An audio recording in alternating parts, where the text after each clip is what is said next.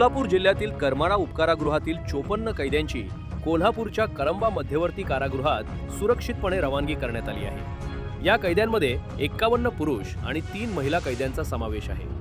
कैद्यांच्या स्थलांतरावेळी त्यांच्या नातेवाईकांनी कारागृहाबाहेर मोठी गर्दी केली होती।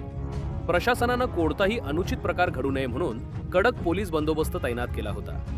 या कारवाई दरम्यान नायब तहसीलदार विजयकुमार लोकरे, नायब तहसीलदार विजयकुमार जाधव, जेलर समीर पटेल, सहाय्यक पोलीस निरीक्षक भैरवनाथ पाटील तसेच महसूल आणि पोलीस विभागातील अधिकारी उपस्थित होते।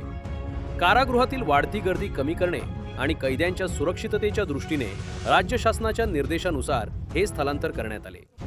यासाठी 30 पोलीस कर्मचारी आणि 3 पोलीस अधिकारी असे एकूण 33 जणांचा बंदोबस्त ठेवण्यात आला होता।